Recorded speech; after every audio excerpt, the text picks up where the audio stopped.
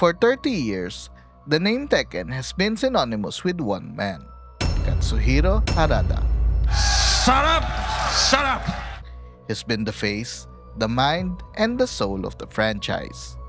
But after a shocking announcement that he's leaving Bandai Namco at the end of 2025, Tekken is now facing its most terrifying opponent ever, its own future.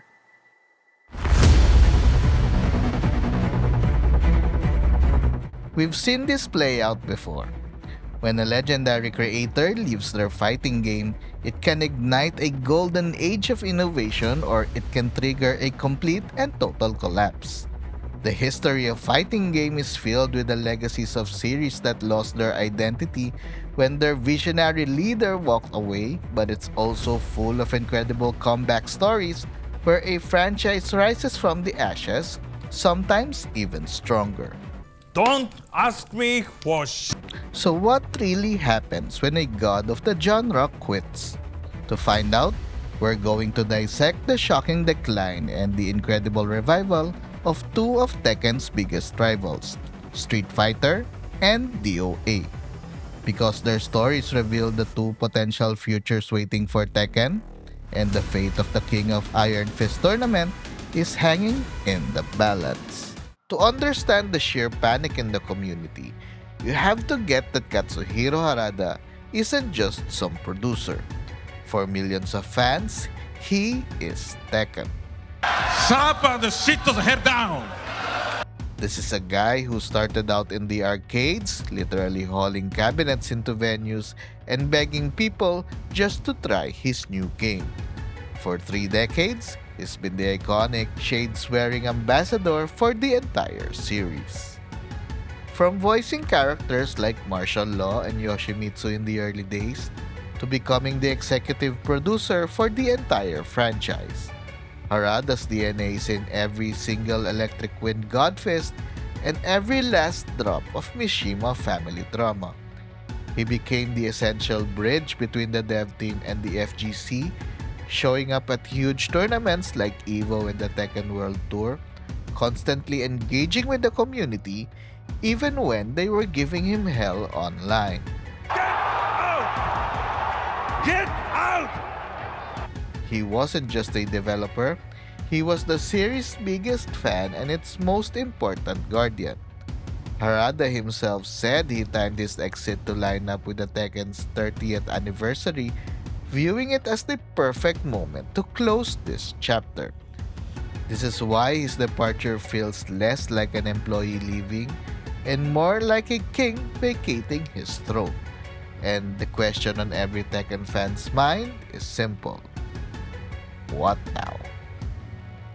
In early December of 2025, the news about his departure finally dropped. Harada made it official he was leaving Bandai Namco at the end of the year. In a heartfelt statement, he explained that the decision came after reflecting on the time I have left as a creator. After taking it over with mentors and colleagues, he knew it was time to step away. The community exploded. An avalanche of gratitude immediately followed by a wave of pure anxiety. Bandai Namco and the official Tekken channels tried to calm the panic, releasing statements that Harada's departure won't affect DLC plans or future updates for Tekken 8. They even confirmed he'd make a guest appearance at the Tekken World Tour Finals in early 2026. The public message was clear. Everything is fine and it's business as usual. But is that really the full picture? Any live service game can coast on old plans for a year, maybe 2. But what happens after that? What about the inevitable Tekken 9? Who will protect the creative soul of the series? A press release can't guarantee that future. To really understand the two very different roads Tekken could go down, we need to talk about its biggest rivals. We need to talk about Street Fighter and DOA. And we're going to break those down in just a few seconds. But first, let's have a quick pause. If you're finding this analysis valuable and want to see more deep dives into the biggest stories in gaming, please consider hitting the subscribe button. It's free, it takes a second, and it makes a huge difference for the channel. Alright, let's get into it. For years, Yoshinori Ono was Street Fighter. In the same way, Harada is Tekken.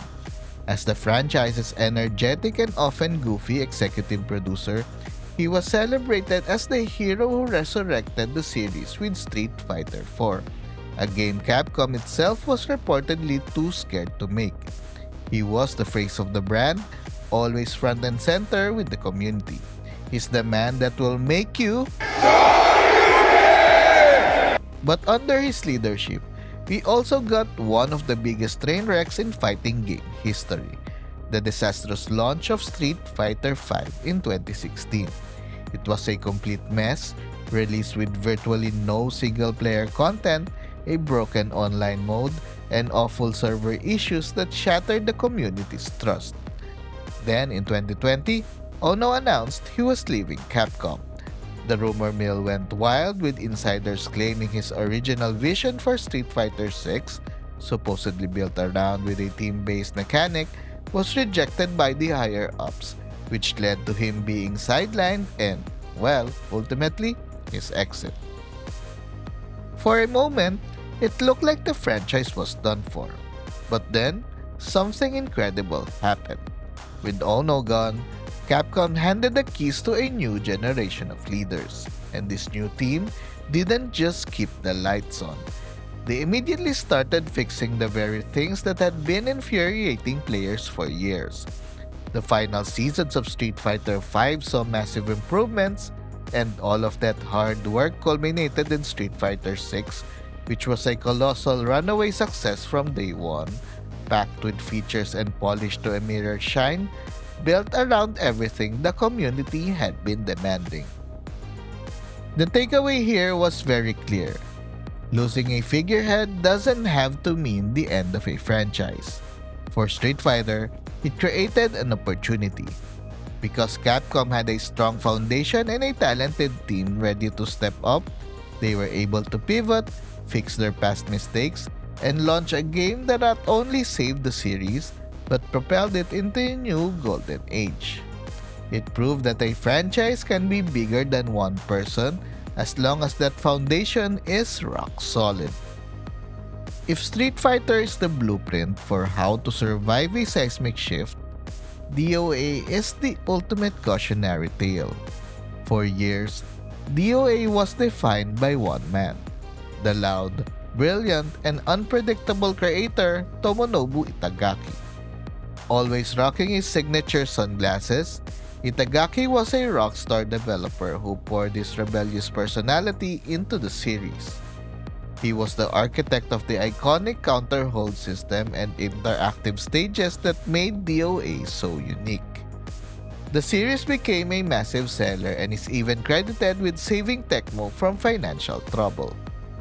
But in 2008, his relationship with Tecmo completely imploded. He didn't just quit, he sued the company over unpaid bonuses, and the whole thing became a very public, ugly meltdown.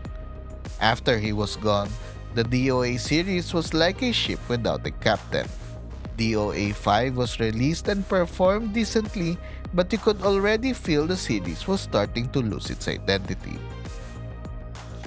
And that drift culminated in DOA 6 in 2019, a game that was savaged by players for its greedy monetization, a disastrous cosmetic system, and a general feeling that it just lacked the soul of the classic games.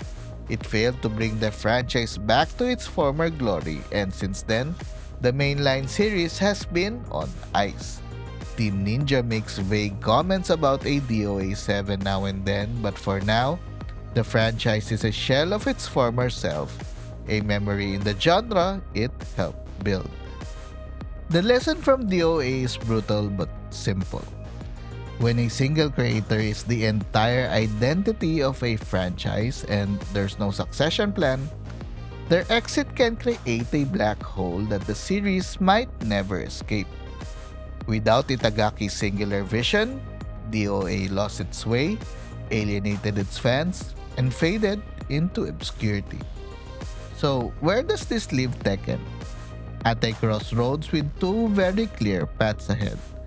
The good news for Tekken fans is that it looks like Harada and Bandai Namco have been preparing for this moment. In his departure announcement, Harada specifically mentioned, over the past 4 to 5 years, I've gradually handed over all of my responsibilities to the team. That doesn't sound like Itagaki's chaotic implosion. It sounds a lot more like a planned transition, similar to what happened at Capcom. It strongly suggests a succession plan is already in motion.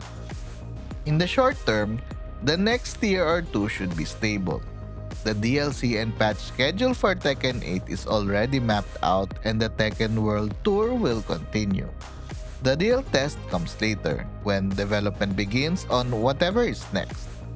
The ultimate question will be this: will the new leaders, trained under Harada for years, carry on his philosophy?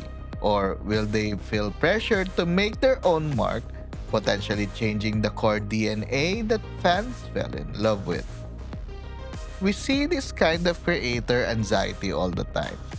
Just look at the constant conversations around Masahiro Sakurai, who now calls himself semi-retired. Even after leaving his own company, he came back as a freelancer to direct the Smash Bros. Games, which just shows how risky it is when a franchise's future feels tied to a single person. Right now, Tekken's greatest strength is the very team Harada has spent years building. The path forward seems clear: trust that team and follow the Street Fighter blueprint. Let the new generation, who learned from the master, continue the legacy while also listening to the community and evolving.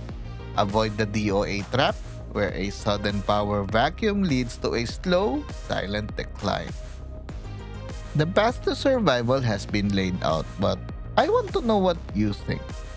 What is the number one thing the new leadership has to do to keep Tekken on top? Drop your thoughts in the comments below, and if you got any value out of this breakdown, hit that like button and subscribe for more deep dives into the stories that shape our favorite games. Thanks for watching, keep gaming, and stay awesome!